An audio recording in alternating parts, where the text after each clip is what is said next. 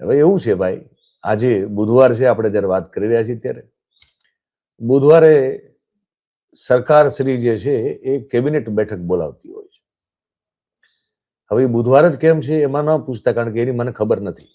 કદાચ વ્યાસ સાહેબને ખબર હોય, આપણે જોડશું આપણે એમને કે બુધવાર જ કેમ રાખે છે, સોમવારે કેમ નથી હોતી, અઠવાડિયામાં મંગળવારે કેમ નહીં, પણ બુધવારે જ કેમ કેબિનેટની બેઠક હોય એ સરકાર જ જાણે, અને સરકારના જે ભાગ રહેલા હોય એ લોકોને કદાચ ખબર હોય. તો વ્યાસ સાહેબ કદાચ જાણતા હશે, તો પૂછી લેશું આપણે.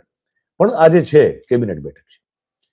હવે એમાં જે આજે અખબારમાં છપાયેલું છે, દિવ્ય ભાસ્કર અખબારમાં આજે ત્રીજા નંબરના પાને એક સમાચાર છપાયેલા. એ સમાચાર જોયા એટલે ઘણી બધી મનમાં ગડમથલ ને ભાંજગડ થઈ કે આ શું એકચ્યુઅલી થવા જઈ રહ્યું છે.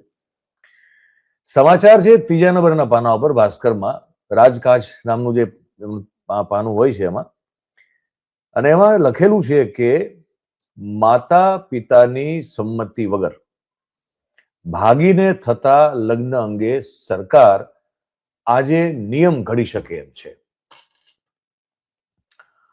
વર્ગ 2 એટલે કે ક્લાસ 2 ઓફિસર જે હોય એ જે ભાગીને અથવા તો પ્રેમ લગ્ન કરતા જે યુવક યુવતી હોય એના માતા પિતાનો જવાબ લઈ અને મંજૂરી આપે પછી જ લગ્નની નોંધણી થઈ શકે એવી કોઈ રચનાઓ અથવા તો એવો કોઈ સુધારો પ્રસ્તાવ આ કેબિનેટની આજની બેઠકમાં આવે એવી પૂરેપૂરી સંભાવના દિવ્ય ભાસ્કર નામનું છાપું વ્યક્ત કરે છે.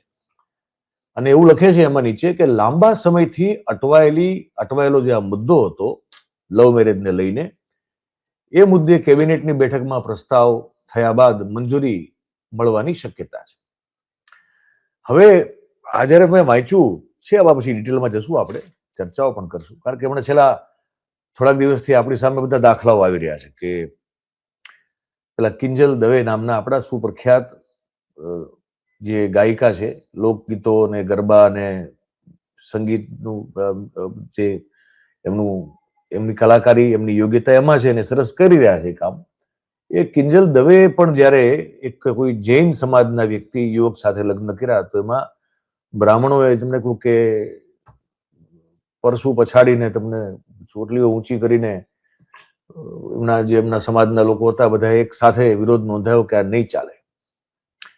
પછી હમણાં એક આરતીબેન કરીને છે, આરતીબેન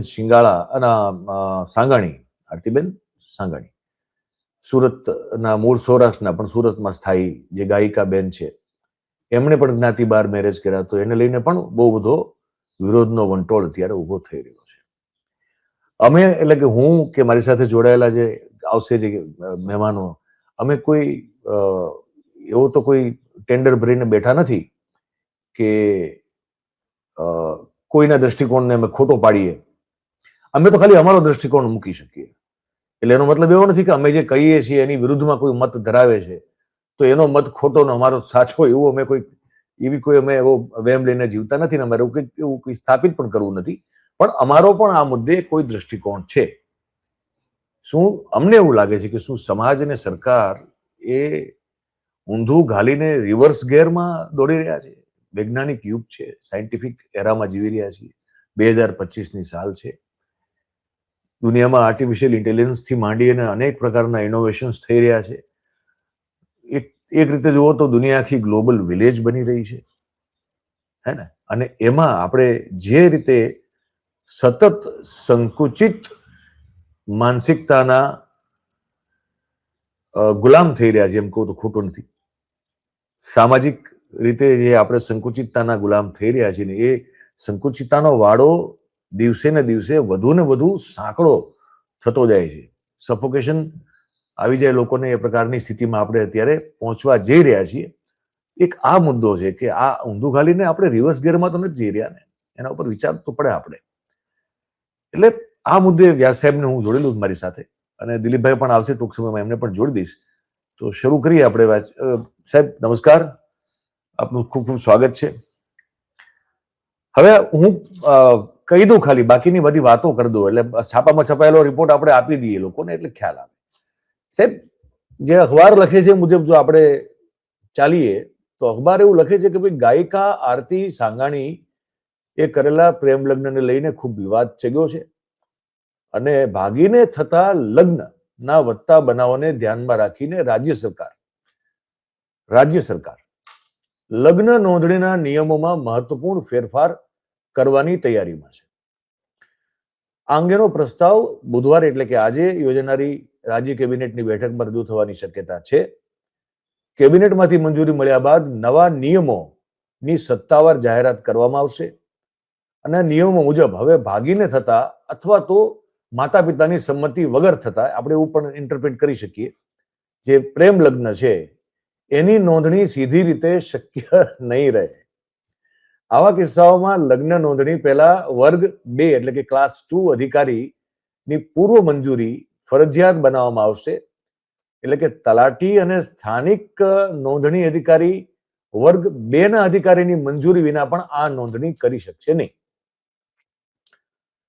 હવે આમાં એવું લખાયું છે કે 2 અઠવાડિયા પહેલા સરકાર આ નિયમ અંગે પ્રસ્તાવ કેબિનેટમાં લાવવાની હતી, પરંતુ કાયદાકીય ગૂંચવણ અને નિયમને કોર્ટમાં પડકારનો સામનો ન કરવો પડે એ હેતુથી કેટલીક વિચારણા કરવી પડી હતી.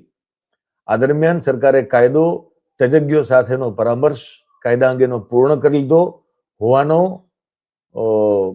અખબાર લખી રહ્યું છે અને કહે છે કે હવે તે નિયમ બહાર પાડી શકે એમ સરકારના સૂત્રો જણાવે છે. સૂત્રોના હવાલાથી ખબર છે. સૂત્રોએ જણાવ્યું છે કે લગ્ન નોંધણીમાં પ્રક્રિયામાં ફેરફાર કઈ રીતે થશે, તો કે ભાગીને થતા લગ્નને સીધી નોંધણી બંધ કરી દેવામાં આવશે. મતલબ કે પ્રેમ લગ્ન જે માતા પિતાની મંજૂરીથી નથી થતા એની નોંધણી બંધ કરી દેવામાં આવશે, સીધી નોંધણી. વર્ગ 2 ના અધિકારીની પૂર્વ મંજૂરી ફરજિયાત છે. જ્યાં સુધી મંજૂરી ન આવે ત્યાં સુધી તલાટી નોંધણી નહીં કરી શકે. અને યુવક અને યુવતીના માતા પિતાને આ અંગે સત્તાવાર નોટિસ જશે. 30 દિવસની અંદરમાં નોટિસ મળ્યાના માતા પિતાએ લેખિતમાં જવાબ આપવો, મતલબ કે આમ જુઓ તો એનઓસી આપવું ફરજિયાત છે, નો ઓબ્જેક્શન સર્ટિફિકેટ. જો એનઓસી મળશે તો વાંધો નથી, જો એનઓસી ન મળ્યું તો એનો મતલબ એ છે કે તમે ગમે એને પણ જીવન સાથી તરીકે જો પસંદ કરવા માંગતા હો પુખ્ત વયના થયા પછી તો નહીં કરી શકો. અને આજે માતા પિતાનો જવાબ આવશે એના આધારે વર્ગ 2 ના જે ક્લાસ 2 અધિકારી છે એ પોતાનો અભિપ્રાય અને મંજૂરી એના આધારે આપશે. હવે પહેલા તો તમે એ કહી દો સાહેબ કે આ બુધવારે જ કેબિનેટ શું કામ મળે છે?